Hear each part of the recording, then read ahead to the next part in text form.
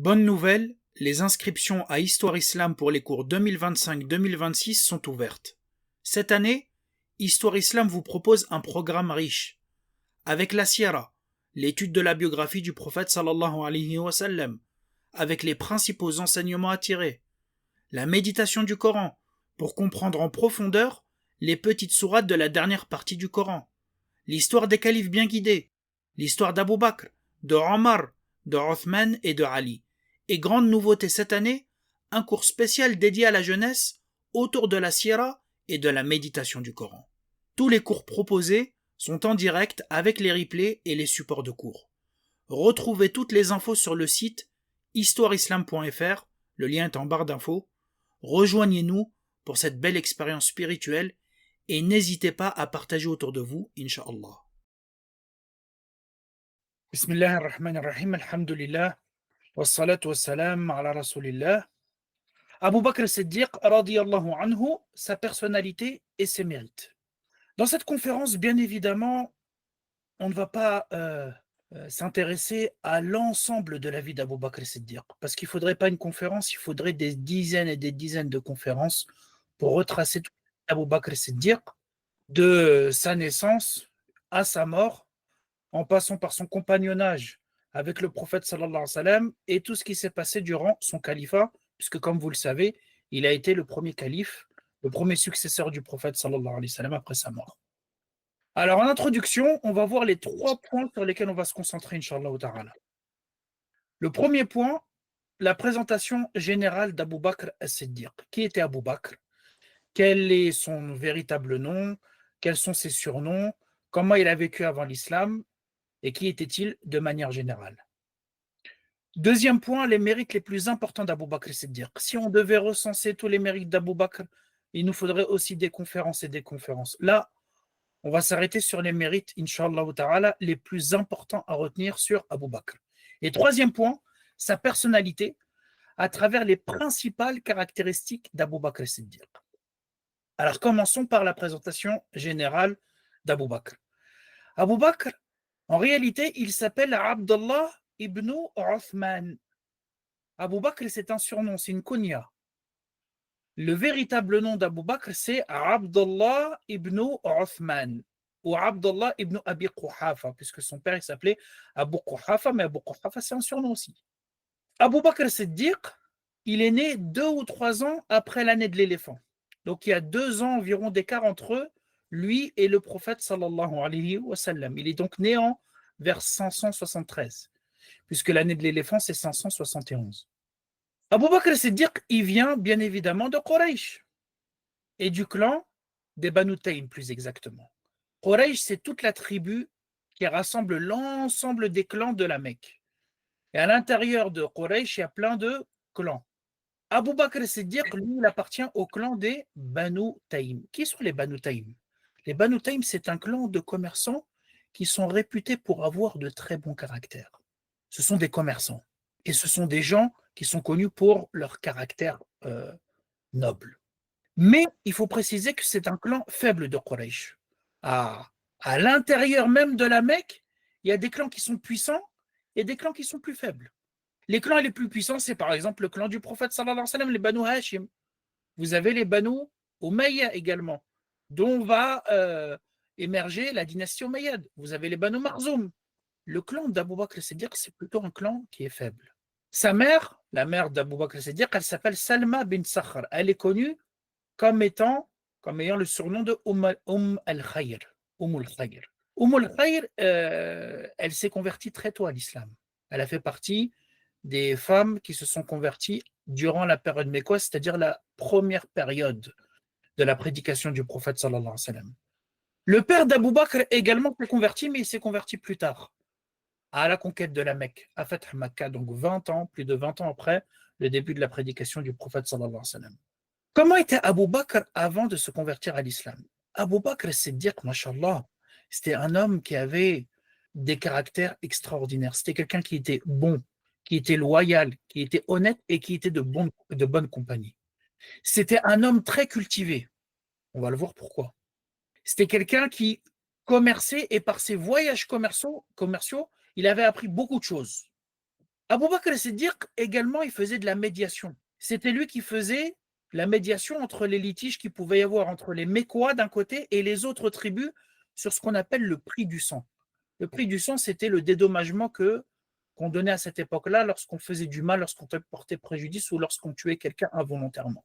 Donc Abu Bakr as-Siddiq, il intervenait en tant que médiateur. Ça vous montre aussi le caractère conciliant d'Abu Bakr as-Siddiq.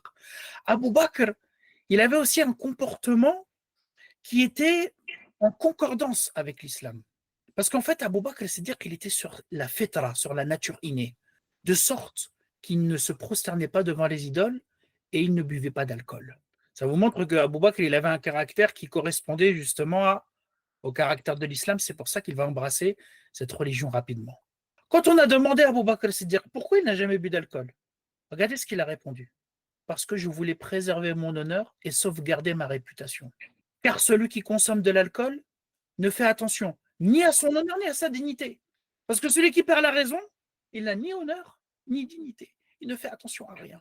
Et c'est pour ça qu'Abou Bakr as-Siddiq, par le fait qu'il était noble et qu'il avait un bon caractère, il ne buvait pas d'alcool pour éviter de se mettre dans une situation aussi désagréable que celle-ci. Juste 2 petites secondes. Attention, parce que j'entends parfois le micro de quelqu'un. Allah yabarak fikum, faites attention à votre micro. Comment était Abou Bakr as-Siddiq? Abou Bakr as-Siddiq, il était décrit comme étant un homme beau. Il avait un teint qui était clair, mais il était maigre. Il avait des cheveux abondants, son front était dégagé, c'est-à-dire il avait un front assez large. Ses yeux étaient enfoncés dans leur orbite et son dos était légèrement courbé. Ses pieds étaient fins et il était de taille plutôt moyenne et il avait une apparence agréable. Abou Bakr, c'est-à-dire quand les gens le voyaient, ils voyaient un homme beau, un homme agréable. Abou Bakr, c'est-à-dire qu'il a eu 6 enfants, 3 filles et 3 garçons. Parmi eux, Aïcha radiallahu anha, l'épouse du prophète sallallahu alayhi wa sallam, Asma également, et d'autres, Kulthum, Mohammed, Abdullah et Abdurrahman. Ces 6 enfants, Abou Bakr as-Siddiq, il les a eus de 4 femmes différentes. Alors, quels étaient les surnoms d'Abou Bakr as-Siddiq? Parmi les noms d'Abou Bakr as-Siddiq durant la Jahiliya, donc durant la période avant l'islam, on l'appelait Abdul Kaaba, Abdel Kaaba, le serviteur de la Kaaba. Quand le prophète sallallahu alayhi wa sallam est devenu prophète et qu'Abou Bakr s'est converti, il a changé ce nom. Et le prophète sallallahu alayhi wa sallam l'a appelé Abdallah. C'est pour ça que Abu Bakr as-Siddiq, avant de s'appeler Abdallah, il s'appelait Abdel Kaaba. Et après l'islam, le prophète sallallahu alayhi wa sallam l'a surnommé ou l'a nommé Abdallah, le serviteur d'Allah. Également, il était surnommé Al-Atiq. Qu'est-ce que ça signifie Al-Atiq? Ça signifie 2 choses. Soit l'affranchi, parce que le prophète sallallahu alayhi wa sallam a dit dans un hadith, Abu Bakr est celui qu'Allah a franchi de l'enfer. Donc ça vous montre qu'Abu Bakr as-Siddiq est préservé de l'enfer et qu'il entrera au paradis. Et certains disent qu'Al-Atiq, ça fait référence à sa beauté, à la beauté d'Abu Bakr as-Siddiq. Et le surnom le plus connu, c'est As-Siddiq. Pourquoi? Parce que Abu Bakr as-Siddiq, Abu Bakr, va confirmer avec le prophète sallallahu alayhi wa sallam le voyage nocturne que le prophète va faire lorsque les gens vont lui dire: est-ce que tu crois en Mohammed, en ce qu'il dit, au fait qu'il est parti de la Mecque à Jérusalem en une nuit, qu'il est revenu? Et Abu Bakr, il va confirmer cette information-là. Et depuis ce jour, le prophète sallallahu alayhi wa sallam et les musulmans vont le surnommer As-Siddiq, le véridique, pour avoir rendu véridique le prophète sallallahu alayhi wa sallam. Maintenant, passons à ses principaux mérites. Quels sont les principaux mérites d'Abu Bakr? Le premier, l'un des plus importants, c'est que tout simplement, il est le premier converti à l'islam. Alors, les savants disent, globalement, pour les premiers convertis à l'islam, la première femme à s'être convertie, c'est Khadija. Le premier enfant, c'est Ali ibn Abi Talib. Le premier esclave affranchi, c'est Zayd ibn Haritha. Et le premier homme libre, c'est Abu Bakr as-Siddiq. Le prophète sallallahu alayhi wa sallam nous dit dans plein de hadiths, non pas seulement que Abu Bakr a été le premier, mais la manière dont il s'est converti. Le prophète sallallahu alayhi wa sallam dit dans un hadith, je n'ai invité personne à embrasser l'islam sans que la personne ait eu du recul, de la réflexion, de l'hésitation, sauf Abu Bakr. Il n'a pas attendu un seul instant après que je lui ai parlé et il n'a pas hésité à se convertir à l'islam. Le deuxième grand mérite, c'est qu'il est véridique. Il a ce statut-là de véridique. Le prophète sallallahu alayhi wa sallam, un jour, il a gravi la montagne de Uhud avec Abu Bakr, Omar et Othman, et la montagne de Uhud a commencé à trembler. Le prophète sallallahu alayhi wa sallam a tapé du pied sur cette montagne et il a dit à Uhud, calme-toi Uhud, parce que tu as sur toi un prophète, un véridique et deux martyrs. Le prophète, c'est le prophète sallallahu alayhi wa sallam. Le véridique, un véridique, c'est Abu Bakr et les deux martyrs, ce sont Omar et Othman.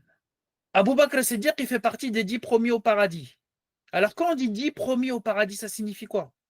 En fait, ça signifie qu'il y a un hadith du prophète sallallahu alayhi wa sallam qui évoque 10 personnes qui entreront au paradis. 10 parmi eux Abu Bakr. Est-ce que ça veut dire qu'ils sont les seuls à être premiers au paradis? Non, il y en a d'autres. Mais quand on dit 10 premiers au paradis, ça fait référence au hadith qui évoque ces 10 personnes dans un même contexte, dans le même hadith. Plus que ça, Abu Bakr Siddiq, par sa cause, 5 personnes parmi les 10 premiers au paradis se sont converties par l'intermédiaire d'Abu Bakr. Vous imaginez? 5 personnes parmi les 10 premiers au paradis se sont converties par la cause et par l'intermédiaire d'Abu Bakr. Et chacune de ces 5 personnes, c'est des montagnes de bonnes actions. Othman ibn Affan, le troisième calife bien guidé. Saad ibn Abi Waqqas, Talha ibn Ubaydillah, Zubayr ibn al-Awan et Abdurrahman ibn Auf. Ces 5 personnes se sont converties par l'intermédiaire d'Abu Bakr Siddiq. Rien que ça, rien que ce mérite, il suffirait pour décrire la place et la prépondérance d'Abu Bakr Siddiq. C'est aussi le compagnon du prophète sallallahu alayhi wa sallam pendant la hijra, comme vous le savez. Allah subhanahu wa ta'ala dit dans un verset Illa tansuruhu faqad nasarahu Allahu idh akhrajahu alladhina kafaru ثاني اثنين إذ هما في الغار إذ يقول لصاحبه لا تحزن إن الله معنا. Allah subhanahu wa ta'ala dit si vous ne lui portez pas secours, Allah subhanahu wa ta'ala l'a certes secouru déjà lorsque les mécréants l'ont fait sortir de la Mecque. Et il était le deuxième des deux, donc ils étaient deux. Lorsqu'ils étaient dans la grotte et lorsque le prophète disait à son compagnon Abu Bakr, la tahzan, ne sois pas triste, car certes Allah subhanahu wa ta'ala est avec nous. Abu Bakr, il a eu le privilège d'être le compagnon unique du prophète sallallahu alayhi wa sallam durant la hijra. Abu Bakr, c'était un compagnon très proche du prophète sallallahu alayhi wa sallam. Le prophète l'a précisé dans un de ses discours. Il a dit, s'il m'était permis d'avoir un ami intime en dehors d'Allah subhanahu wa ta'ala parmi ma communauté, ce serait Abu Bakr. Seulement, il est mon frère et mon compagnon. L'ami intime, c'est-à-dire l'ami très rapproché, l'ami le plus rapproché. Le prophète sallam, il a dit Ana Khalilullah, je suis l'ami intime d'Allah subhanahu wa ta'ala. Si je pouvais avoir un ami intime en dehors d'Allah subhanahu wa ta'ala, dans la communauté, ce serait Abu Bakr Siddiq. Subhanallah. Et plus que ça, c'est le meilleur des compagnons. Et ça, c'est attesté dans plusieurs hadiths. Parmi eux, le hadith d'Ibn Omar, donc le fils de Omar ibn al-Khattab, qui dit du vivant du prophète sallallahu alayhi wa sallam, on avait l'habitude de hiérarchiser les compagnons. On se disait alors qui est le premier, qui est le deuxième, qui est le troisième. Et il a dit Ibn Omar, nous considérions qu'Abu Bakr était le meilleur d'entre eux. Numéro 1, Abu Bakr. Puis le deuxième, Omar. Puis le troisième, Othman. Dans un autre hadith qui est rapporté par Amr ibn al-As, quand il a interrogé le prophète sallallahu alayhi wa sallam, qui est la personne que tu préfères le plus? Le prophète sallallahu alayhi wa sallam, il va dire Abu Bakr. Plus que ça, on n'a pas un hadith, un athar, une parole de Ali ibn Abi Talib qui montre que le meilleur compagnon c'était Abu Bakr. Et pourquoi c'est si important? Parce que les chiites, un des groupes, a prétendu qu'il y avait une animosité telle entre Abu Bakr et Ali que Abu Bakr aurait volé la place de Ali pour le califat et la succession du prophète sallallahu alayhi wa sallam. Et que Abu Bakr et Omar et plein de compagnons sont des traîtres par rapport à cela. Or, ce qui nous est rapporté de manière authentique montre que tout ça est à balayer et que c'est totalement faux.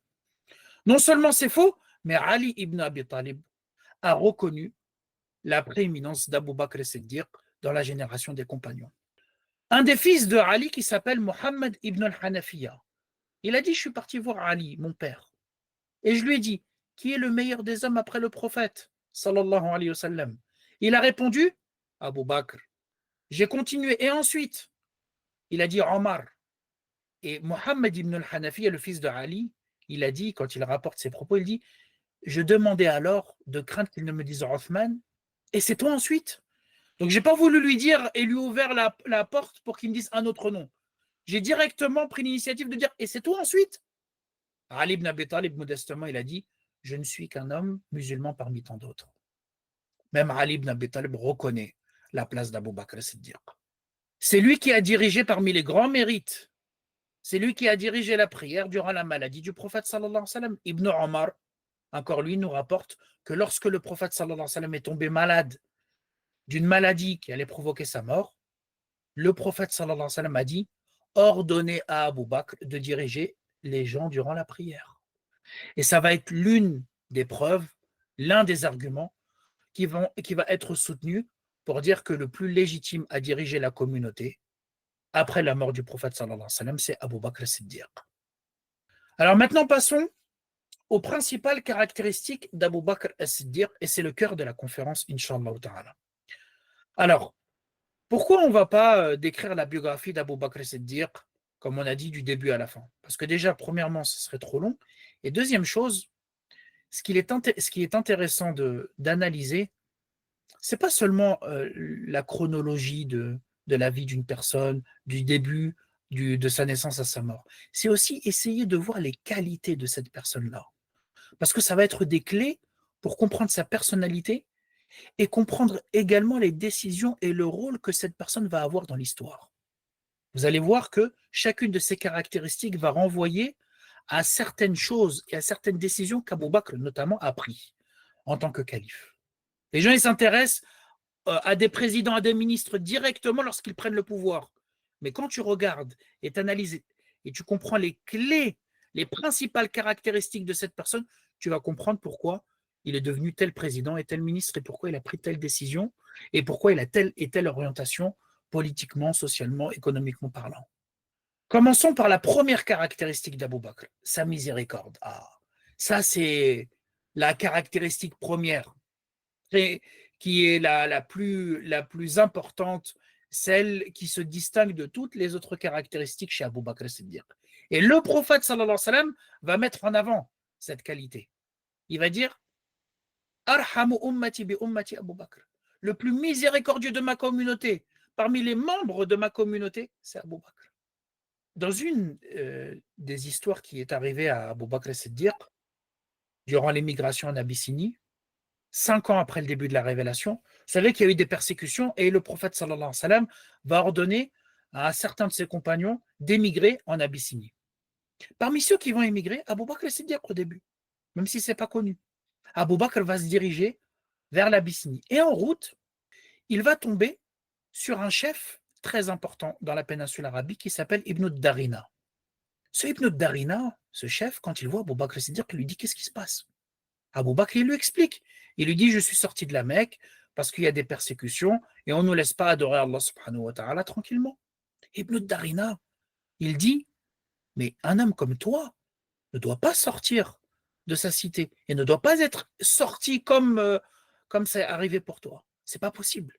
Et il va justifier cela en disant tu es un homme qui entretient les liens de parenté, qui soutient les faibles, qui donne aux pauvres, qui accueille généreusement les autres et tu soutiens les causes justes. إنك لتكسب المعدوم وتحمل الكل وتصل الرحم وتقر الضيف وتعين على نوائب الحق.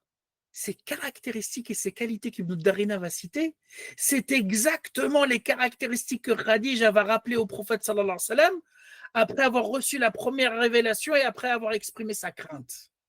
Khadija, elle va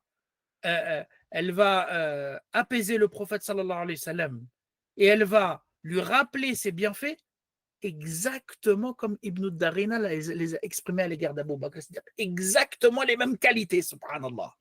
Et les savants l'ont fait remarquer en disant regardez la proximité et la similitude entre Abu Bakr et le prophète sallallahu alayhi wa sallam, de sorte que deux personnes différentes, en l'occurrence Khadija et Ibn Darina, lorsqu'ils vont rappeler les principales caractéristiques et les principales qualités d'Abu Bakr et du prophète sallallahu alayhi wa sallam, ils vont citer les mêmes qualités. Et ça fait partie de la miséricorde et de la douceur d'Abu Bakr as-Siddiq. Et bien évidemment, le prophète sallallahu alayhi wa sallam, n'en parlons pas, puisqu'Allah subhanahu wa ta'ala dit وَمَا أَرْسَلْنَاكَ إِلَّا رَحْمَةً لِلْعَالَمِينَ. Nous ne t'avons envoyé que comme miséricorde pour l'ensemble des univers, l'ensemble des mondes. Lorsque le prophète sallallahu alayhi wa sallam, à la fin de sa vie, il a ordonné à Abu Bakr de diriger la prière. Qu'est-ce qu'a dit Aïcha? Elle a dit, ô messager d'Allah, certes, Abu Bakr est un homme qui, s'il se tient à ta place, donc s'il commence à diriger la prière, il ne va pas faire entendre sa récitation aux gens à cause de ses pleurs. La sensibilité d'Abu Bakr Siddiq qui faisait en sorte que, à chaque fois qu'il récitait le Coran, il pleurait. Une parole magnifique d'un tabi'i, c'est-à-dire la génération après les compagnons. Il dit, certes, Abu Bakr n'a pas dépassé les gens, car il était celui qui priait le plus ou qui jeûnait le plus. Ne pensez pas que le mérite d'Abu Bakr et le fait qu'il dépasse l'ensemble des autres compagnons et l'ensemble des gens, c'est une question de quantité de prière ou de quantité de jeûne. Il rajoute et il continue.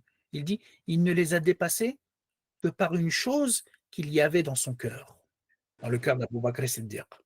Certains savants ont dit que ce qu'il y avait dans son cœur à Abu Bakr Siddiq, c'était l'amour d'Allah et le fait de vouloir le bien pour ses créatures. L'amour d'Allah et le fait de vouloir le bien pour ses créatures. L'intérêt pour les créatures. Et ça implique forcément une énorme miséricorde. Quel est le lien entre cette qualité et ce que va faire Abu Bakr Siddiq en tant que calife, quand il va diriger la communauté? Très chers frères et sœurs, la miséricorde, c'est la qualité la plus importante pour diriger la communauté. C'était la qualité première du prophète sallallahu alayhi wa sallam et c'était la qualité également d'Abu Bakr Siddiq. Pourquoi la miséricorde elle est importante? Parce qu'elle permet tout simplement de réaliser l'intérêt des gens et de les protéger de tout préjudice. Quelle est la caractéristique de la tyrannie, par exemple, quand vous regardez? C'est une personne, un despote, qui veut seulement servir son intérêt. Et il n'en a rien à faire de l'intérêt des gens, de sorte qu'il se comporte de manière brutale. Or, celui qui a une forte miséricorde, il va faire en sorte de toujours penser à l'intérêt collectif, à l'intérêt des gens, et à les protéger de tout préjudice autant que faire se peut. Parmi les histoires magnifiques que l'on raconte durant le califat d'Abu Bakr Siddiq, il y a cette anecdote qui est rapportée par Omar lui-même. Il disait qu'après le Fajr, il voyait Abu Bakr Siddiq se précipiter directement vers une maison et il en ressortait quelques temps après, rempli de poussière.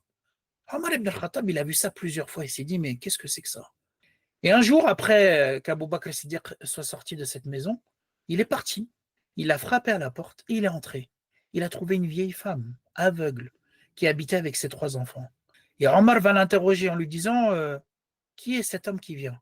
Et la vieille femme, elle va lui dire qu'elle ne connaissait pas cette personne-là, mais que cette personne venait régulièrement pour nettoyer la maison, laver son linge, traire la chèvre et lui préparer de la nourriture. Le calife Abu Bakr Siddiq, après Salat al-Fajr, il va chez cette dame-là et subhanallah, il s'occupe de ses tâches ménagères. Quand Omar ibn al-Khattab il a entendu ça, il a dit, Ya Abu Bakr, at'abta, tu as trop chargé ton successeur. Comment ton successeur va faire pour accomplir les actions que tu accomplis toi? Ça, c'est Abu Bakr Siddiq, radiyallahu anhu, et tout ça émerge en réalité et vient de sa qualité qui est la miséricorde. Deuxième caractéristique d'Abu Bakr, son savoir. Abu Bakr Siddiq était le plus savant des compagnons. Je vous ai dit que c'était un commerçant qui avait une grande culture. Il faut savoir qu'Abu Bakr Siddiq il se distinguait dans son savoir mondain par le fait qu'il connaissait la généalogie des Arabes. Quand on dit la généalogie des Arabes, à cette époque-là, dans une époque tribale, où il y a plein de tribus qui ont différentes caractéristiques, celui qui a la connaissance de la généalogie des Arabes, il a la connaissance de l'histoire. Parce qu'il connaît chacune des caractéristiques des tribus. Cette tribu-là, voilà comment elle se comporte, voilà comment elle est. À l'intérieur de cette tribu, il y a telle personne importante, telle autre personne qui joue un rôle important au niveau politique, au niveau militaire, au niveau social. C'est-à-dire qu'en fait, il avait la carte de la péninsule arabique par l'intermédiaire de son savoir. Et c'est pour ça, quand vous regardez dans la sira du prophète sallallahu alayhi wa sallam, que le prophète était toujours accompagné d'Abu Bakr Siddiq à la Mecque lorsqu'il voulait appeler à l'islam différentes tribus. Et que le prophète sallallahu alayhi wa sallam voulait également les appeler à le secourir et à l'accueillir. Parce que le prophète commençait à être beaucoup persécuté, Le prophète sallallahu alayhi wa sallam appelait ces tribus à l'islam, mais il les appelait aussi à l'accueillir auprès d'eux. Et vous savez qu'à la fin, le prophète va aller à Médine. Mais avant qu'il aille à Médine, avant qu'il choisisse Médine, il s'est présenté à plusieurs tribus. Pourquoi Abu Bakr al-Siddiq était là? Parce que c'est Abu Bakr qui disait, cette tribu-là, elle est puissante. Tu peux donc demander qu'il puisse t'accueillir.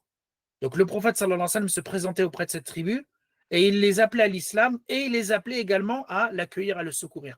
Par contre, parfois Abu Bakr il disait, cette tribu-là, non, elle n'est pas puissante. Elle ne va pas pouvoir te secourir correctement. Elle n'est pas assez armée ou elle n'est pas assez nombreuse. Et là, le prophète, il se contentait de les appeler à l'islam. Comment le prophète faisait cette distinction-là?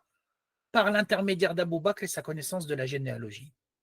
Abu Bakr également était connaisseur il connaissait l'interprétation des rêves. Aïcha radiallahu anha, elle raconte qu'elle a fait un rêve où il y a 3 lunes qui sont tombées dans sa chambre. Abu Bakr s'est dit qu'il a interprété le rêve ainsi. Il a dit, si ton rêve est vrai, il y a 3 des meilleurs hommes de la terre qui vont être enterrés dans ta chambre. 3 des meilleurs hommes sur cette terre-là qui vont être enterrés dans ta chambre. Quand le prophète sallallahu alayhi wa sallam est mort, il a été enterré où? Dans la chambre de Aïcha. Et Abu Bakr, il a dit à Aïcha, Ya Aïcha, voici la meilleure de tes lunes.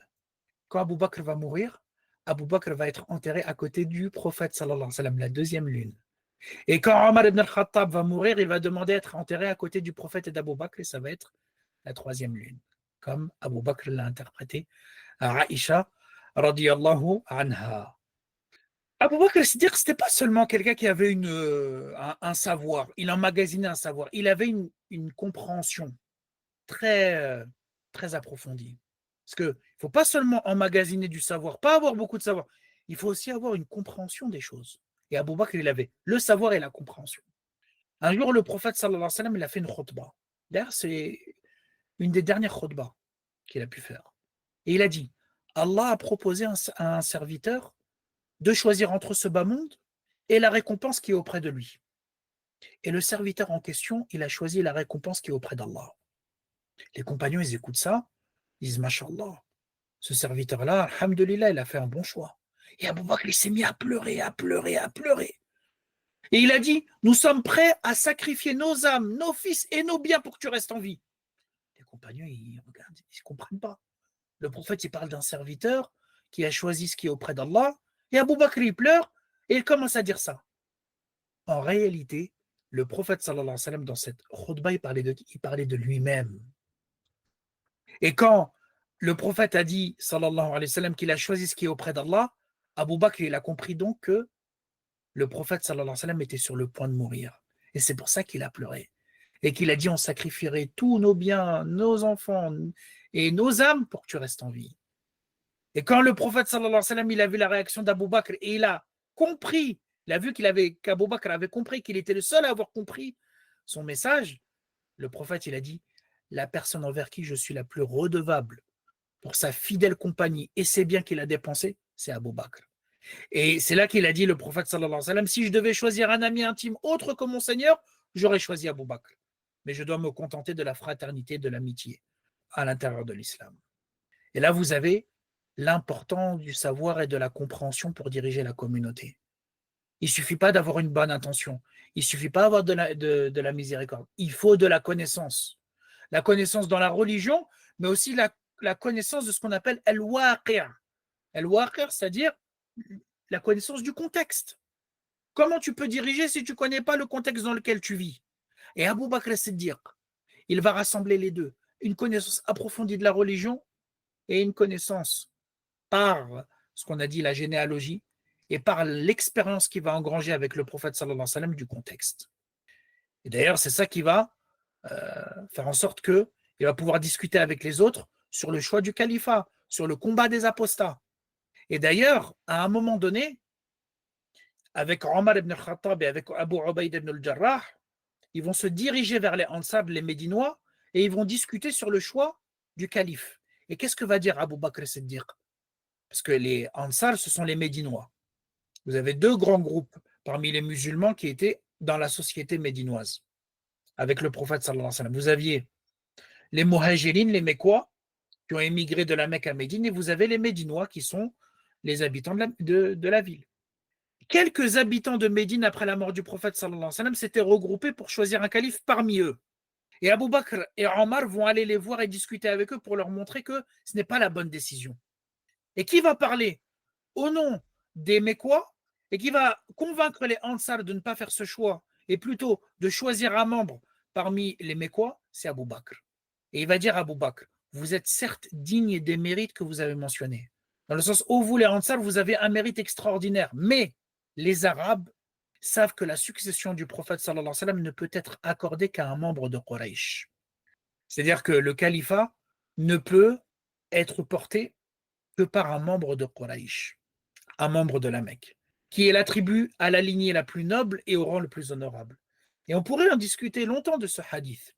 Parce qu'Abu Bakr as-Siddiq, il a dit ça par rapport à ce qu'il a entendu du prophète sallallahu alayhi wa sallam, qui a dit Al-Umara min Quraysh. Les califes que vous allez choisir doivent être de Quraysh. Mais il y a également une analyse à faire, politique, sociologique. À l'époque, les Arabes respectaient le plus les habitants de la Mecque. Et donc, Abu Bakr as-Siddiq, par l'intermédiaire du prophète sallallahu alayhi wa sallam, il avait compris que seul un membre de la Mecque pouvait unir l'ensemble des Arabes et pouvait faire en sorte que l'autorité islamique soit respectée par l'ensemble des Arabes. Et c'est pour ça qu'Abu Bakr as-Siddiq, il a dit, vous les Médinois, vous devez être des ministres, mais pas des califes. Par contre, le calife, le chef, il doit être dans les mains d'un Mécois pour qu'il soit obéi par l'ensemble des Arabes, comme le prophète sallam l'a préconisé. Alors, troisième caractéristique, c'était le ministre du prophète sallallahu alayhi wa sallam. Abu Bakr, c'était le plus proche du prophète sallallahu alayhi wa sallam. Il l'a accompagné dans tous les événements. Shahid al-mashahid kullaha. Quand vous entendez Shahid al-mashahid kullaha, il assistait à tous les grands événements, c'est-à-dire que c'est un compagnon très élevé. Parmi la compagnie proche du prophète sallallahu alayhi wa sallam qui prouve cela, c'est le fait qu'il a été le compagnon intime du prophète durant la hijra. D'ailleurs, Aïcha radiallahu anha, quand le prophète va annoncer à Abu Bakr qu'il va être son compagnon pour la hijra, Abu Bakr il a commencé à pleurer. Et Aïcha qui était jeune, elle a dit, je n'avais jamais vu quelqu'un pleurer de joie comme Abu Bakr ce jour-là. Et c'est là le verset où Allah subhanahu wa ta'ala dit إِلَّا تَنْصُرُوهُ فَقَدْ نَصَرَهُ اللَّهُ إِذْ أَخْرَجَهُ الَّذِينَ كَفَرُوا ثَانِيَ اثْنَيْنِ إِذْ هُمَا فِي الْغَارِ إِذْ يَقُولُ لِصَاحِبِهِ لَا تَحْزَنْ إِنَّ اللَّهَ مَعَنَا فَأَنزَلَ اللَّهُ سَكِينَتَهُ عَلَيْهِ وَأَيَّدَهُ بِجُنُودٍ لَمْ تَرَوْهَا. Ah, si vous ne lui portez pas secours, Allah l'a déjà secouru. Quand ils étaient dans la grotte et que le prophète a commencé à dire à son compagnon, ne t'afflige pas car Allah est avec nous. Et Allah a fait descendre sa sérénité, sa sakina sur lui. Il y en a qui disent sur le prophète, il y en a qui disent que c'est sur Abu Bakr. La majorité des savants disent que c'est sur Abu Bakr. D'ailleurs, ils sont restés dans cette grotte-là 3 jours. Subhanallah. Dans des conditions qui étaient difficiles, où ils ont eu peur, où Abu Bakr, c'est dire qu'il a eu peur. Et où le prophète sallallahu alayhi wa sallam a rassuré justement Abu Bakr. Et c'est pour ça qu'Abu Bakr lui-même, il rapporte. Il a dit, j'ai dit au prophète sallallahu alayhi wa sallam alors qu'on était dans cette grotte, si l'un d'entre eux regardait sous ses pieds, il nous verrait. Il suffit que les gens qui sont à notre poursuite regardent juste, juste la tête et regardent dans cette grotte, ça y est, c'est terminé pour nous. Et le prophète sallallahu alayhi wa sallam, il a dit, Ya Abu Bakr, que penses-tu de 2 personnes dont Allah est le troisième? Que penses-tu de 2 personnes dont Allah est le troisième? Abu Bakr Siddiq, il faisait partie des compagnons les plus consultés. Le verset où Allah subhanahu wa ta'ala dit وَشَاوِرْهُمْ فِي الْأَمْرِ. Il ordonne au prophète de consulter ses compagnons à propos des affaires où il n'y a pas la révélation. Ibn Abbas, un grand savant, il dit وَشَاوِرْهُمْ فِي الْأَمْرِ. C'est qui شاورهم? Consulte-les. Ibn Abbas, il dit c'est Abu Bakr et Omar. Alors Ibn Abbas, quand il dit c'est Abu Bakr et Omar, est-ce que ça veut dire qu'Ibn Abbas, ce compagnon, pense qu'il n'y avait que Abu Bakr et Omar que le prophète devait consulter? Non. C'est une illustration. Pour dire s'il y a bien 2 personnes qui doivent entrer dans ce verset principalement, c'est les 2. Saïd ibn al-Musayyib, un grand savant, il a dit Abu Bakr avait la place du ministre auprès du prophète sallallahu alayhi wa sallam. C'était un ministre, c'était le premier ministre. Il était toujours avec le prophète sallallahu alayhi wa sallam. Quand il y avait des décisions à prendre, Abu Bakr, il était là. Et le prophète le consultait sur toutes ses affaires. Subhanallah. Toutes les affaires. Parmi les concertations que le prophète sallallahu alayhi wa sallam va mener avec ses compagnons et surtout avec Abu Bakr, il y a par exemple la bataille de Badr. Le prophète sallallahu alayhi wa sallam a consulté ses compagnons sur le sort des prisonniers. Vous savez que la bataille de Badr a été une grande victoire. Il y a eu 70 morts du côté polythéiste et 70 prisonniers. Qu'est-ce qu'on fait de ces prisonniers? Est-ce qu'on les exécute ou est-ce qu'on les libère contre une rançon? Abu Bakr, qui est miséricordieux, il va dire au prophète d'Allah, on a mis la main sur qui? Qui sont ces prisonniers? Ce sont nos proches parents, ce sont des cousins, c'est les Mécois, c'est notre tribu. Je pense que tu devrais leur demander une rançon en échange de leur libération. Ce sera pour nous une force, on va se renforcer grâce à cet argent. Et il se peut qu'Allah subhanahu wa ta'ala les guide vers l'islam. Donc ce sera un répit pour eux, et ils réfléchiront et peut-être ils changeront d'avis. Omar, lui, qui est connu plus pour être dur, il va dire non par Allah au messager d'Allah. Je ne partage pas l'avis d'Abu Bakr. Je pense plutôt que tu devrais nous autoriser à les tuer et que chacun de nous va prendre son proche parmi les prisonniers. Pourquoi? Parce que ce sont les chefs de la mécréance et ce sont les dirigeants de l'égarement. Donc il faut donner un exemple. Le prophète sallallahu alayhi wa sallam, il va pencher pour l'avis d'Abu Bakr. Et je ne rentre pas dans les détails de ce qui s'est passé ensuite. Abu Bakr Siddiq, il va porter de grandes responsabilités. Le prophète sallallahu alayhi wa sallam, en l'an 9 de l'Hégire, il va l'envoyer pour diriger et accomplir le pèlerinage. Et pour la première fois, le prophète sallallahu alayhi wa sallam va envoyer quelqu'un pour montrer ce que c'est les rites du pèlerinage selon l'islam. Et pour annoncer à partir de maintenant qu'il n'y aura plus l'année suivante d'idolâtres qui pourront faire le pèlerinage et qui pourront accomplir le pèlerinage selon leurs croyances. Ça y est, c'est terminé. Qui va annoncer tout cela? Abu Bakr as-Siddiq radiyallahu anhu. Et c'est une lourde tâche que de diriger le pèlerinage et d'indiquer aux idolâtres que c'est terminé. Après cette année-là, il n'y aura plus de pèlerinage selon le rite polythéiste. Mais il ne subsistera que le pèlerinage selon le rite islamique. Ça montre qu'Abu Bakr as-Siddiq aussi avait un grand savoir en termes d'adoration et que le prophète pouvait s'appuyer sur lui, compter sur lui pour montrer comment adorer Allah subhanahu wa ta'ala correctement. Donc, cette qualité-là de ministre, elle va permettre à Abu Bakr as-Siddiq d'engranger énormément d'expérience.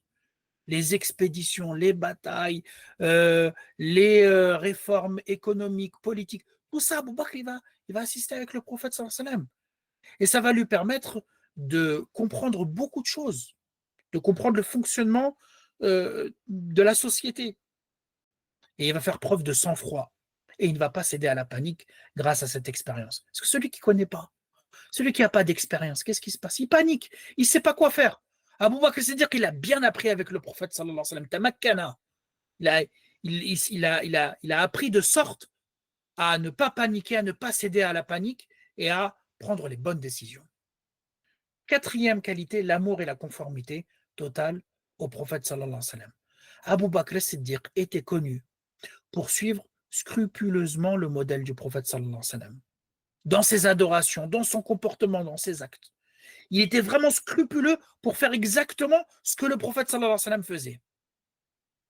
Ce qui démontre ce que je dis, par exemple, sa conversion. Le prophète va présenter à Abu Bakr l'islam. Est-ce que vous imaginez, vous êtes dans une société polythéiste où on a l'habitude d'adorer plein d'idoles, on dit qu'il y avait 360 idoles autour de la Kaaba, les gens sont dans la jahiliya totale, l'obscurité, et il y a un homme qui se présente en tant que prophète et qui te dit d'adorer un Dieu unique. C'est quelque chose ou pas? C'est une décision quand même. Parce que à la suite de cette décision, tu vas t'opposer à toute la société, à toutes les mauvaises coutumes. Pourtant, le prophète sallallahu alayhi wa sallam nous précise que le seul homme, la seule personne qui n'a pas hésité à se convertir, c'est Abu Bakr. Tellement que le prophète sallallahu alayhi wa sallam va dire dans un hadith, certes Allah m'a envoyé vers vous et vous avez dit qu'adhabt, tu as menti. Dans le sens, il va y avoir un rejet global. Alors qu'Abu Bakr, il s'est distingué par le fait qu'il a dit sadaqt, tu as dit la vérité. Et il m'a protégé avec sa personne et son argent. Et Abu Bakr, non seulement il va adhérer immédiatement, mais il va tout faire par sa personne et par son argent et par son influence pour défendre le prophète sallallahu alayhi wa sallam et porter la cause de l'islam.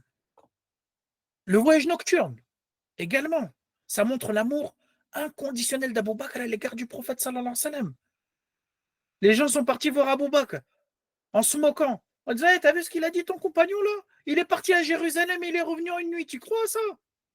Et Abou Bakr Siddiq, il va dire s'il dit vraiment cela, il dit la vérité.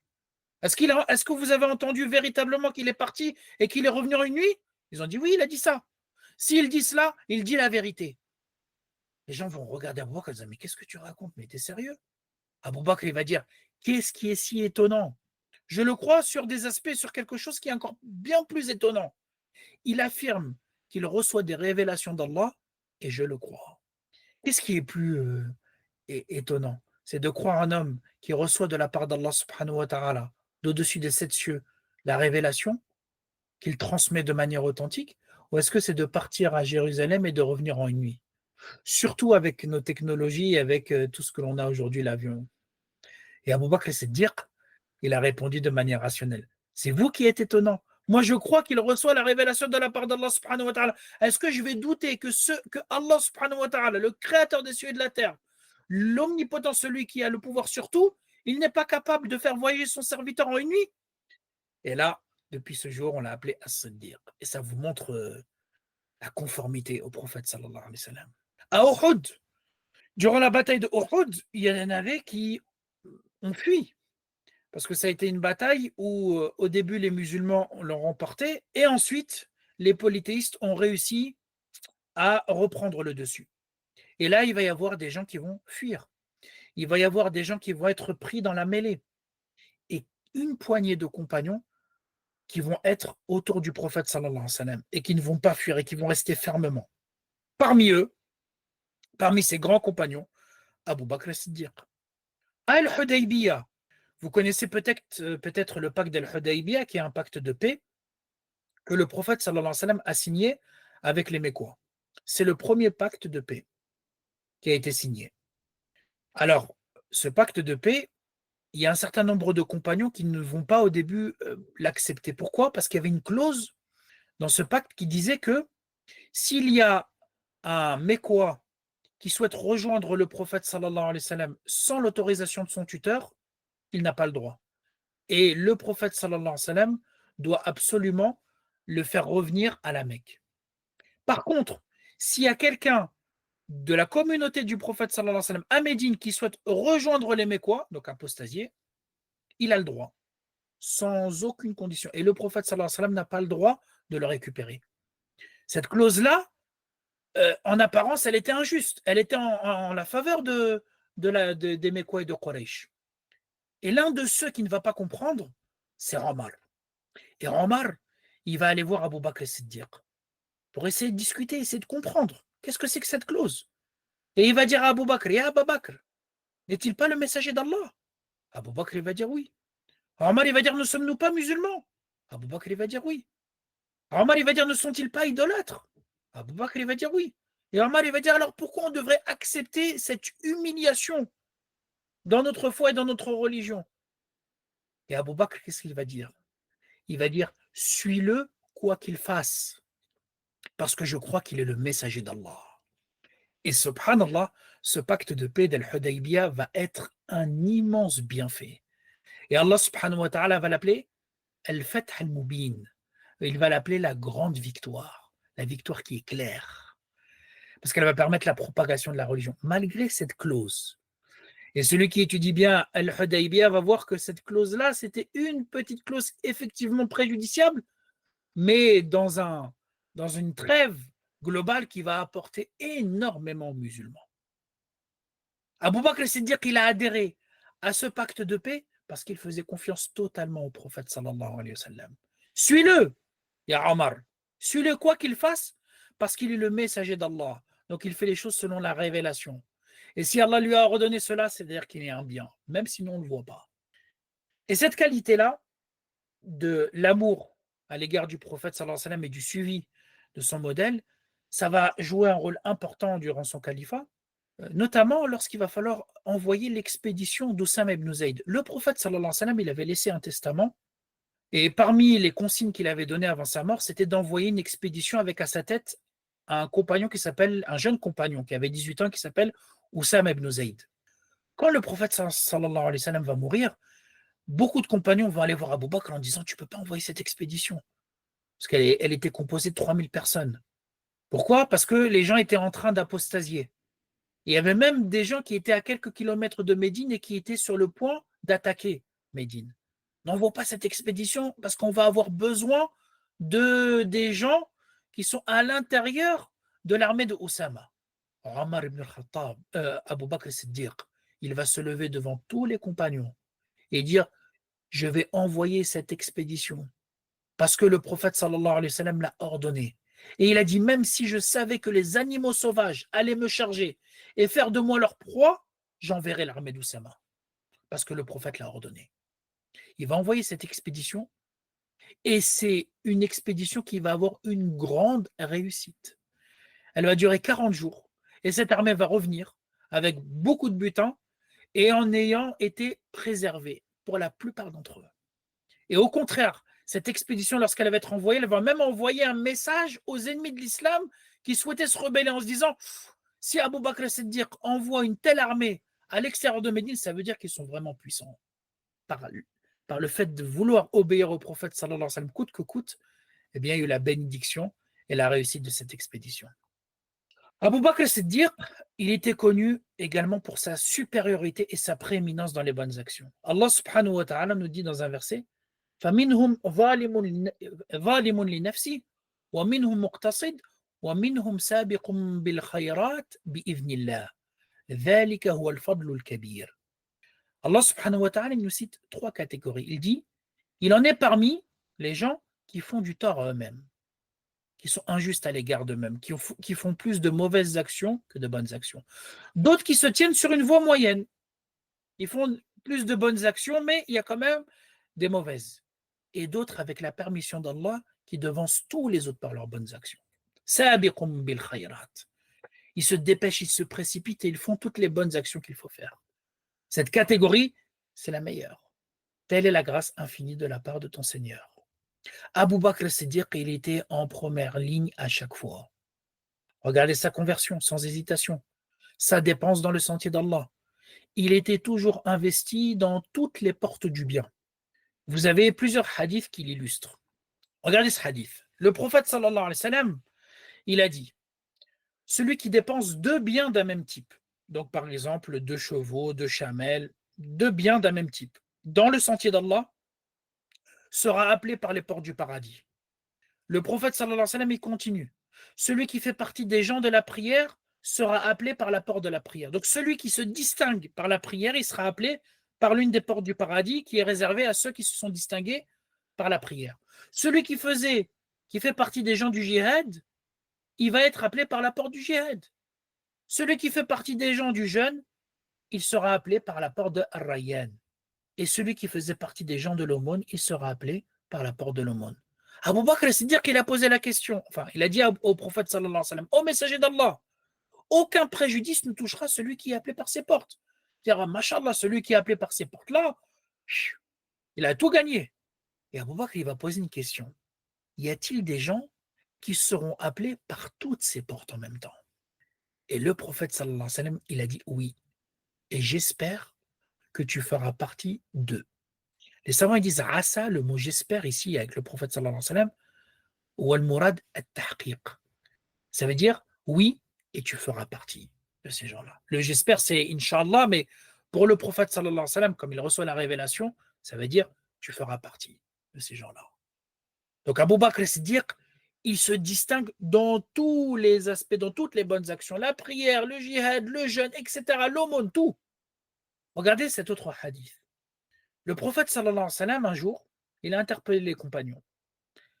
Et il a dit, qui d'entre vous jeûne aujourd'hui? Abu Bakr, il va dire moi.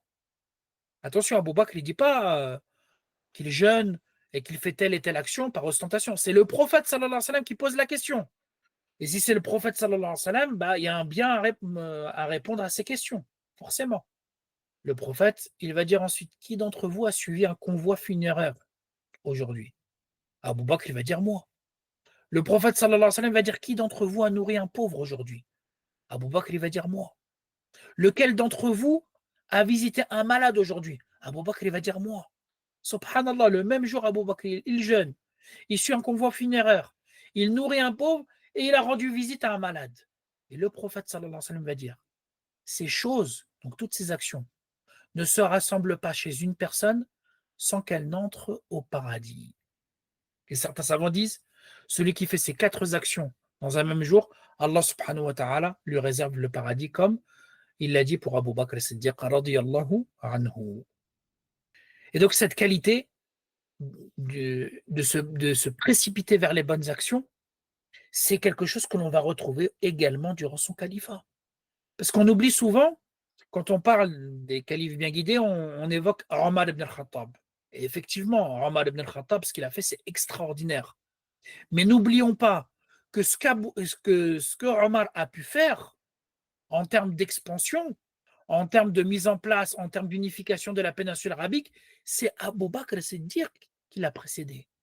Omar ibn al-Khattab n'aurait pas pu faire tout ce qu'il a fait s'il n'avait pas récolté les fruits de ce que Abu Bakr as-Siddiq a commencé.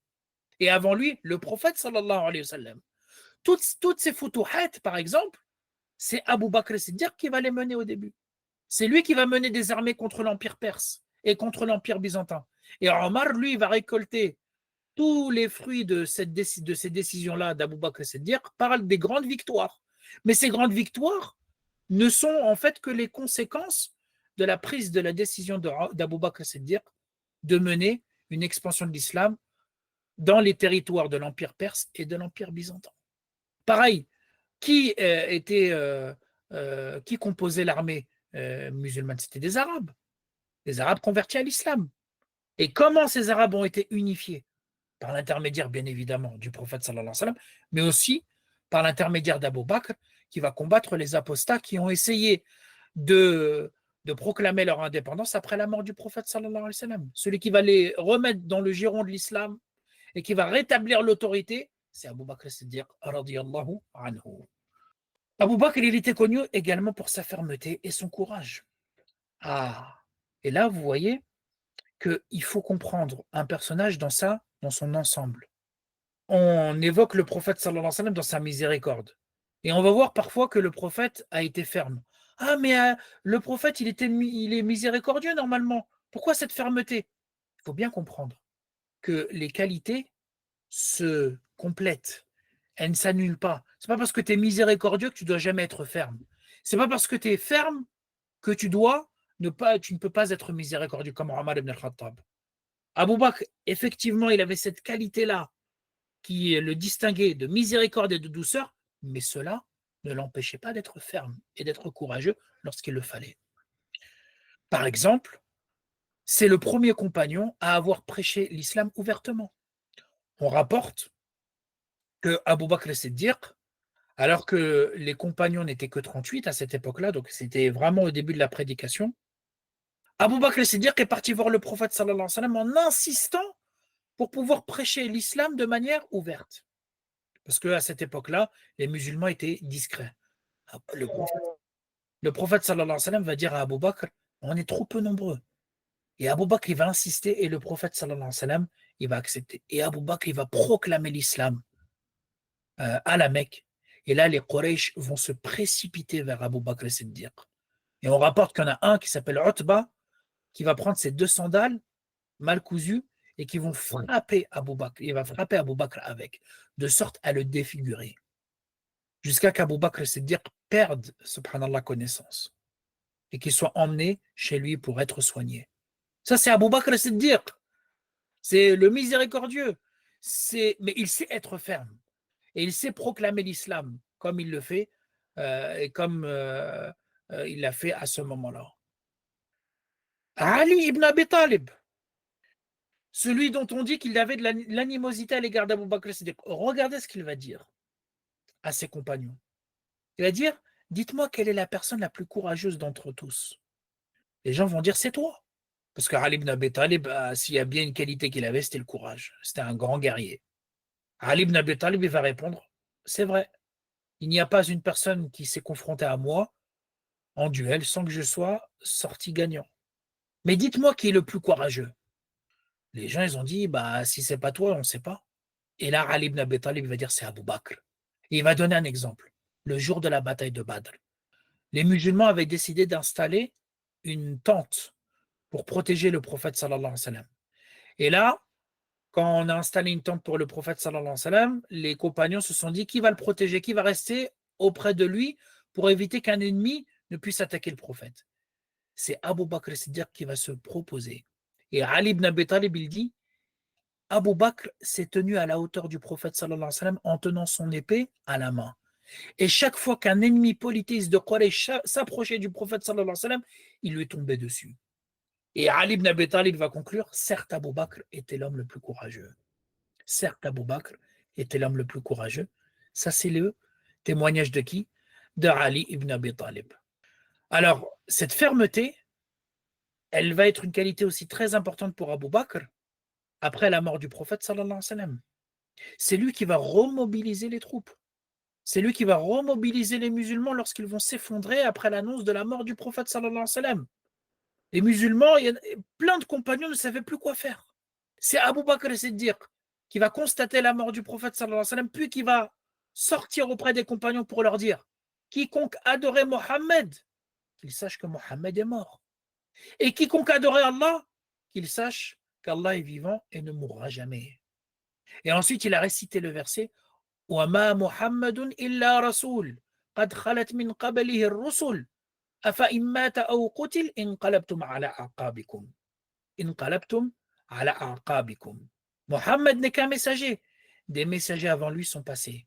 S'il devait mourir ou s'il était tué, est-ce que vous allez retourner sur vos talons? Et ça y est, s'il devait mourir ou s'il devait être tué, ça y est, vous allez délaisser la religion. Omar ibn al-Khattab, il dit, lorsqu'il a entendu ce verset sortir de la bouche d'Abu Bakr, il s'est effondré. Vous savez, cette pression-là que tu as, Omar ibn al-Khattab, il a lâché toute cette pression et il est tombé. Et il a dit, c'est comme si j'avais entendu ces versets pour la première fois. Même Omar ibn al-Khattab, il a été remobilisé par la fermeté d'Abu Bakr, c'est de dire. Pareil, lorsqu'il va y avoir l'apostasie et certains qui vont refuser de payer la zakat. Certains compagnons vont dire, concentre-toi plutôt sur une autre forme d'apostasie. Par exemple, ceux qui suivent les faux prophètes, ils sont plus dangereux. Abu Bakr, c'est dire qu'il va faire preuve de fermeté en disant, par Allah, même s'ils me refusent de me donner une corde qu'ils avaient l'habitude de donner aux messagers d'Allah, je les combattrai pour leur refus. Et il va justifier en disant, la zakat est le droit sur les biens. Et par Allah, je combattrai quiconque fait la distinction entre la prière et la zakat. Ça, c'est Abu Bakr Siddiq. Il va faire preuve de fermeté devant qui? Aussi devant Omar ibn al-Khattab, qui avait une position plus conciliante. Subhanallah. Pourtant, Omar, il est connu pour sa fermeté et Abu Bakr, il est connu pour sa douceur. Pourtant, c'est Abu Bakr Siddiq qui va adopter une position de fermeté devant Omar ibn al-Khattab qui va être plus conciliant. Abu Bakr, il est connu pour sa générosité. Le prophète sallallahu alayhi wa sallam dit dans un hadith, toute personne qui m'a prêté main forte, j'ai pu l'en récompenser. Alors, imaginez-vous, tous ceux qui ont aidé le prophète sallallahu alayhi wa sallam, le prophète il dit, j'ai pu lui rendre l'appareil. Sauf Abu Bakr. Il a eu pour moi tant de bienfaits, il m'a tellement apporté que seul Allah le récompensera le jour du jugement dernier. Et le prophète sallallahu alayhi wa sallam il dit, en vérité, il n'y a pas d'argent qui m'ait été aussi utile comme l'a été l'argent d'Abu Bakr. Vous imaginez? Il y a tous ceux qui ont aidé le prophète sallallahu alayhi wa sallam de près et de loin, le prophète sallallahu alayhi wa sallam leur a rendu l'appareil. Sauf Abu Bakr. Il a tellement donné, il a tellement dépensé que seul Allah subhanahu wa ta'ala pourra le récompenser comme il se doit. Abu Bakr, c'est dire, surtout au début de la prédication, lorsqu'il va y avoir des persécutions, et notamment les persécutions de musulmans esclaves, qui vont subir les pires atrocités, Abu Bakr, il va être au devant. Et il va libérer plusieurs esclaves. On rapporte qu'il en a libéré 7. Son père, qui n'était pas musulman à cette époque-là, qui était âgé, il ne comprenait pas. Parce que pour lui, il était dans la mentalité de la jahiliya, donc la mentalité avant l'islam. Pour lui, un esclave, c'est quoi? C'est un objet qui va te servir. Donc c'est quelqu'un que tu achètes et qui va te servir. Lui, il voit son fils Abu Bakr acheter des esclaves, les libérer, et à la fin, ces esclaves ne lui servent pas. À rien. Parce qu'Abu Bakr, il est persécuté lui aussi, et ces esclaves-là, ils ne peuvent rien faire pour lui, ni de près ni de loin. Donc son père, il dit à Abu Bakr, je ne comprends pas. Tu libères des esclaves qui sont faibles. Si tu veux faire cela, pourquoi au moins tu ne libères pas des hommes forts qui pourront te protéger? Au moins libère des gens qui sont costauds, qui vont pouvoir te protéger et t'apporter un bien matériel visible. Et Abu Bakr Siddiq, lui, il pensait selon l'islam, selon la logique islamique. Et il va dire, mais je ne recherche pas ça. Je ne recherche pas la protection physique. Je recherche la récompense d'Allah. Et Allah subhanahu wa ta'ala, il va descendre les versets de Surat al-Layl, la Surat 92. وَسَيُجَنَّبُهَا الْأَتْقَى الَّذِي يُؤْتِي مَالَهُ يَتَزَكَّى وَمَا لِأَحَدٍ عِندَهُ مِنْ نِعْمَةٍ تُجْزَى إِلَّا ابْتِغَاءَ وَجْهِ رَبِّهِ الْأَعْلَى وَلَسَوْفَ يَرْضَى. Allah subhanahu wa ta'ala dit, on sera écarté du feu le pieux, al-atqa, alladhi yu'ti malahu yatazakka, qui donne ses biens pour se purifier, pour se purifier, pour purifier son âme, pour se rapprocher d'Allah. Wa ma li ahadin 'indahu min ni'matin tujza, et auprès de qui personne ne profite d'un bien intéressé, mais la seule chose qu'il cherche, c'est quoi? Illa batira wajhi rabbil a'la. Il recherche la face d'Allah, la face de son Seigneur le Très-Haut. Et très certainement, il sera satisfait par la récompense qu'il attendra au jour du jugement dernier.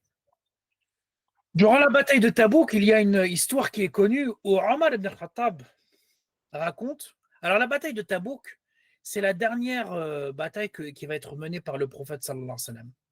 Le prophète va mobiliser 30 000 personnes. Et c'est une bataille très dure parce que Tabouk, c'est à presque 1000 km de Médine. Et il faisait très chaud. Il faisait très chaud, c'était une longue distance. En plus, c'était un ennemi très compliqué. C'était l'Empire byzantin avec tous les alliés de l'Empire byzantin. En sachant qu'il fallait donc équiper les 30 000 personnes, ce qui a ajouté encore plus de difficultés. Et là, le prophète sallallahu alayhi wa sallam, il a pu s'appuyer sur la générosité de certains compagnons. Quand Omar ibn al-Khattab il a vu la situation difficile, il s'est dit, j'ai trouvé l'occasion idéale pour surpasser Abu Bakr. Aujourd'hui. Aujourd'hui, c'est l'occasion idéale pour donner de sorte à, Inch'Allah, dépasser Abu Bakr. Et là, bien évidemment, c'est de la concurrence dans le bien. La concurrence dans le bien est autorisée, elle est bien même. Et donc, Abu Bakr, c'est dire qu'il va aller chez lui et il va sortir de chez lui la moitié de ses richesses, de ce qu'il possédait. Le prophète, sallallahu alayhi wa sallam, il va passer devant Abu Bakr avec ses richesses, et il va passer ensuite il va passer devant Omar, et ensuite il va passer devant Abu Bakr. Et là, le prophète, sallallahu alayhi wa sallam, il va interroger d'abord Omar, et il va lui dire, qu'est-ce que tu as laissé à ta famille en apportant toutes ces richesses? Omar, il va dire la même chose que ce que j'ai donné.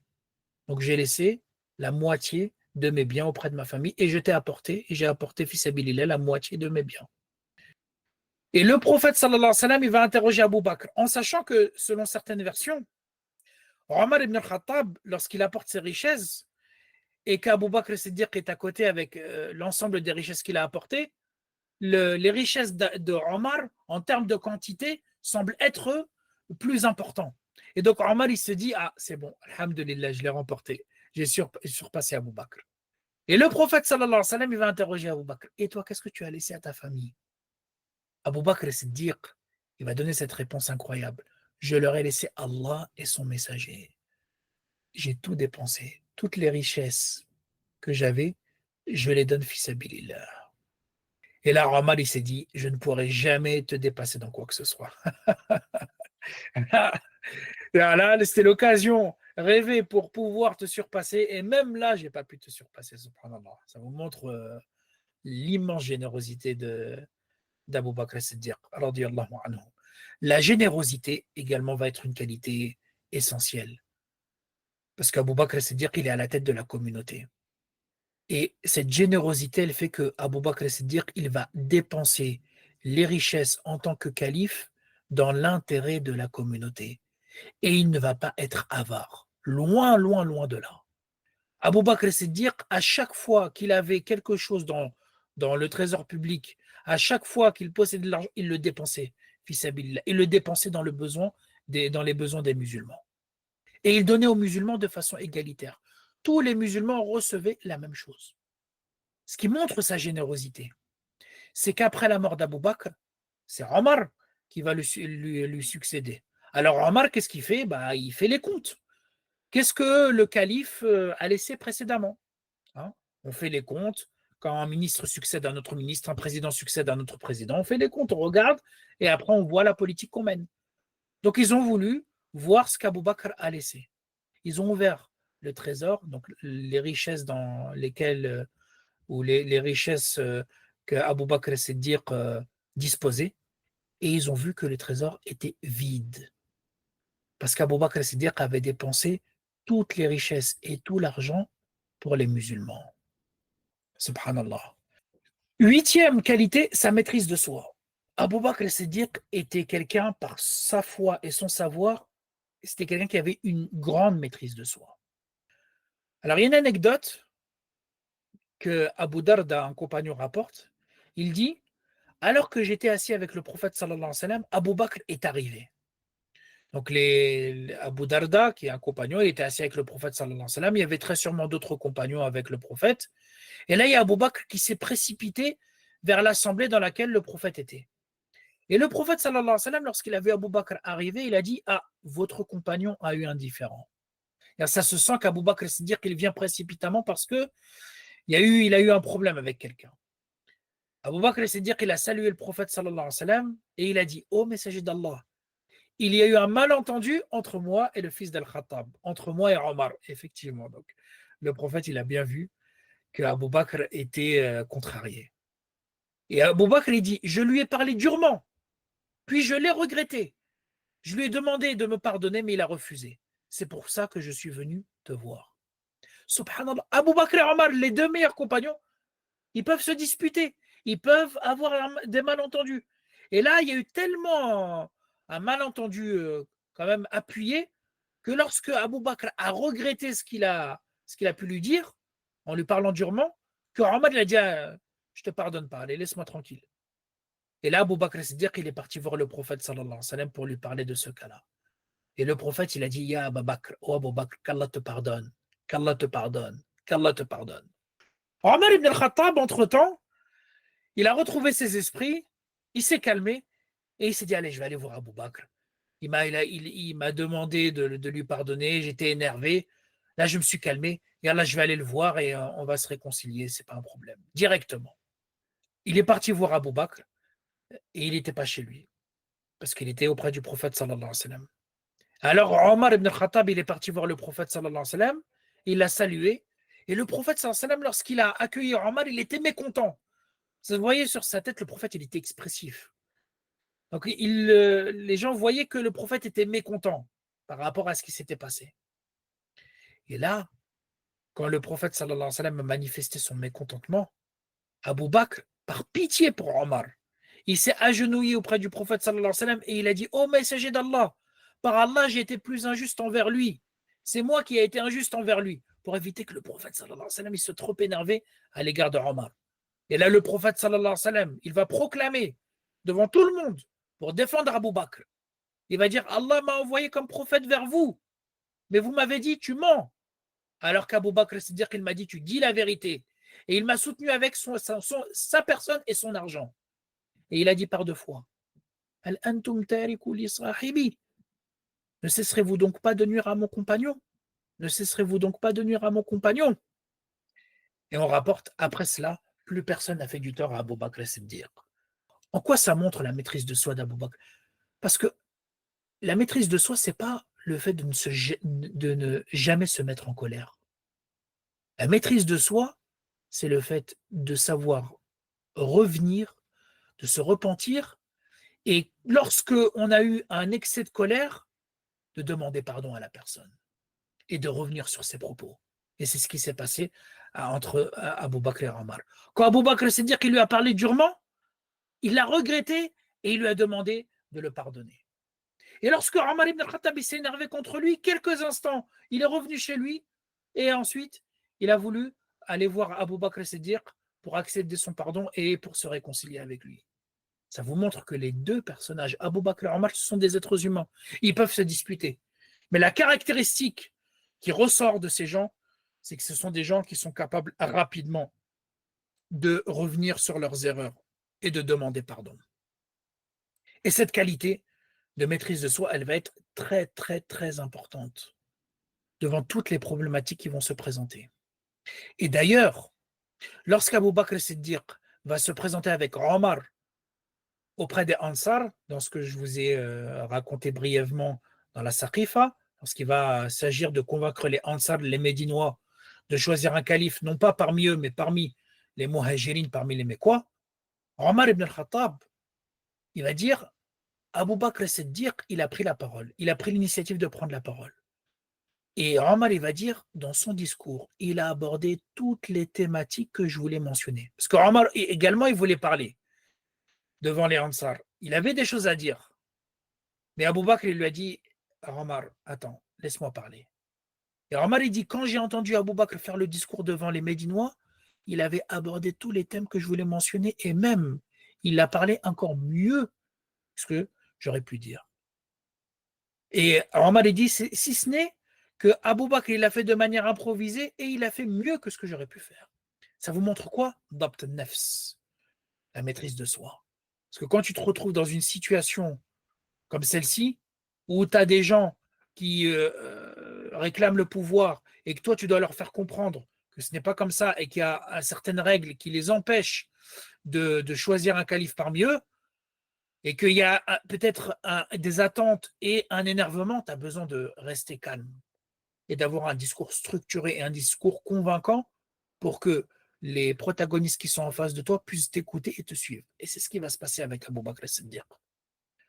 La dernière caractéristique que j'aimerais vous présenter, la crainte d'Allah et son ascétisme. Abu Bakr as-Siddiq était quelqu'un qui craignait beaucoup Allah subhanahu wa ta'ala. Et son cœur était détaché de cette vie. Alors Abu Bakr était un commerçant prospère. Est-ce que c'est incompatible avec l'ascétisme? Non. Parce que comme les savants le mentionnent, l'ascétisme, c'est quoi? C'est le fait d'avoir l'argent dans tes mains et non pas dans ton cœur. C'est ça l'important. Et Abu Bakr as-Siddiq, c'était quelqu'un qui était détaché de cette vie. Il va même dire, je n'ai jamais eu l'ambition de devenir calife, ne serait-ce qu'un jour ou une nuit. Et je n'ai jamais invoqué Allah subhanahu wa ta'ala de me l'accorder, ni en secret, ni en public. Il n'avait aucune ambition mondaine. Abu Bakr as-Siddiq, c'était quelqu'un également qui avait une crainte d'Allah au point où il faisait très attention à sa subsistance. Et on raconte que Abu Bakr as-Siddiq avait un serviteur. Et ce serviteur, il rapportait de la nourriture à Abu Bakr as-Siddiq. Et Abu Bakr, il lui demandait toujours d'où provenait cette nourriture, pour s'assurer qu'elle était licite. Et un jour, ce serviteur, il a apporté de la nourriture, et Abu Bakr, il en a mangé en oubliant de lui confirmer que cette nourriture-là était bien acquise de manière licite et non pas d'une manière qui pourrait être suspicieuse. Abu Bakr, il a commencé à manger, et le serviteur, il lui a dit, mais tu ne m'as pas posé la question sur la provenance. Et le serviteur, il va dire, écoute, je l'ai acquise d'une manière que tu n'aurais pas approuvée. Il ne dit pas illicite, approuvé, tu n'aurais pas approuvé. Alors, Abu Bakr as-Siddiq, quand il a entendu ça, il a mis la main dans sa bouche et il s'est fait vomir jusqu'à qu'il ne reste rien de ce qu'il avait avalé. Par scrupule dans la religion. Rien pour Abu Bakr as-Siddiq ne devait entrer dans sa bouche qui est bizarre, qui n'est pas clair, qui rentre dans l'ambiguïté et dont il n'était pas sûr que c'était une chose licite, une chose pure. Abu Bakr as-Siddiq, parmi les belles paroles que l'on rapporte de lui et les anecdotes sur son ascétisme, on dit qu'il est rentré dans un jardin et il a vu un oiseau sur une branche et il a dit, bienheureux que tu es, tu te nourris de cet arbre et tu te protèges avec son ombre. Et lorsque tu vas mourir, tu ne seras pas jugé. Si Abu Bakr pouvait être comme toi. Qu'est-ce qu'Abu Bakr il veut exprimer par là? En disant, toi, l'oiseau, ta caractéristique, c'est de vivre comme Allah t'a créé, selon les instincts qu'Allah subhanahu wa ta'ala a disposés en toi. Quand tu mourras, ce sera terminé. Tu vas être réduit en poussière et c'est terminé pour toi. Mais nous, les êtres humains, moi, Abu Bakr, je vais être jugé par Allah subhanahu wa ta'ala et je crains ce jugement tellement fort que j'aurais voulu, juste pour échapper à ce jugement terrifiant, être comme un oiseau. Et ça vous montre la crainte scrupuleuse qu'il avait à l'égard de son Seigneur. Et Abu Bakr, il disait aussi, je ne serais pas assuré de mon entrée au paradis, même si j'avais un pied à l'intérieur et un autre à l'extérieur. En l'occurrence, tant que j'ai pas les deux pieds au paradis, je suis pas tranquille. Et c'est lié à une chose qui était très présente chez Abu Bakr al-Siddiq. C'est husn al-khatima, la bonne fin. Et c'est pour ça qu'il demandait beaucoup Allahumma ja'al khayra umri akhirahu wa khayra amali khawatimahu wa khayra ayyami yawma alqaka fihi. Seigneur, fais en sorte que la fin de ma vie soit la meilleure. Fais en sorte que la fin de ma vie, ce soit la meilleure de tout ce qui s'est passé dans ma vie. Que la meilleure de mon action soit la dernière. Et que le meilleur jour pour moi, ce soit le jour où je vais te rencontrer. Ça, c'est Abu Bakr al-Siddiq. Qu'est-ce que tu dois viser fondamentalement? C'est la fin. Parce que la fin, elle exprime, elle est le résumé de tout ce que tu as fait précédemment. Or, si la personne, elle a fait du bien et qu'à la fin, elle termine sur du mal, c'est très négatif. Par contre, ce que tu dois espérer, c'est d'être sur le droit chemin jusqu'à la fin de ta vie. Et Abu Bakr al-Siddiq, par scrupule, il va dire, donne-moi la meilleure des fins possibles. Fais en sorte que le meilleur jour pour moi, ce ne soit pas un jour dans cette vie, ce soit le jour où je vais te rencontrer pour avoir la récompense. Et tant que je n'aurai pas mes deux pieds au paradis, je ne serai pas tranquille. Et donc l'ascétisme d'Abu Bakr al-Siddiq va avoir un grand impact dans la responsabilité qu'il va porter à la tête de la communauté. Parce que l'ascétisme et le scrupule fait en sorte qu'Abu Bakr al-Siddiq ne va pas se servir de son statut pour servir sa famille, pour servir ses intérêts. Mais la seule chose qui va obséder Abu Bakr al-Siddiq, c'est l'intérêt de la communauté, sans jamais s'enrichir. Aïcha radiallahu anha, elle rapporte qu'Abu Bakr, durant sa maladie qui allait mener à sa mort, il a dit ça à Aïcha. Depuis que nous avons été nommés en charge des musulmans, donc depuis que je suis calife, nous ne leur avons pris aucun dirham, aucun dinar. Donc, nous ne nous sommes jamais servis, comme il peut se passer aujourd'hui. Des gens qui sont à la tête d'un pays et qui, à la fin, on compte leur richesse, c'est des millions et des millions et des millions, alors qu'il y en a plein qui crèvent de faim. Abu Bakr dit, mais nous avons mangé de la nourriture ordinaire et porté des vêtements ordinaires. Nous n'avons gardé du butin des musulmans que ce servant, ce chameau qui sert à porter de l'eau et cette couverture.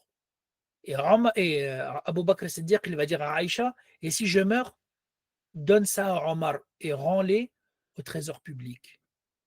Quand Omar ibn al-Khattab va voir ça, ce scrupule, il va dire que la miséricorde d'Allah couvre Abu Bakr, car il a montré l'exemple à ceux qui viendront après lui. Et Abu Bakr Siddiq, il avait même un jardin qu'il possédait à la fin de sa vie. Il va vendre ce jardin pour rembourser le salaire qu'il avait reçu en tant que calife. Parce qu'Abu Bakr Siddiq, à un moment donné, il va devoir se consacrer aux affaires des musulmans. On va décider, après shura, après concertation, de lui verser un salaire. Et même après ça, après 2 ans et demi de salaire, il va dire, écoute, je vends mon jardin. Et toute la rente de ce jardin, tout l'argent que je récolte de cette vente, ça va servir au remboursement du salaire que j'ai reçu pendant 2 ans et demi, afin que je ne prenne absolument rien de l'argent des musulmans. Ça, c'est le scrupule, et ça, c'est l'ascétisme d'Abu Bakr as-Siddiq. Et je termine là, barakallahu fikum.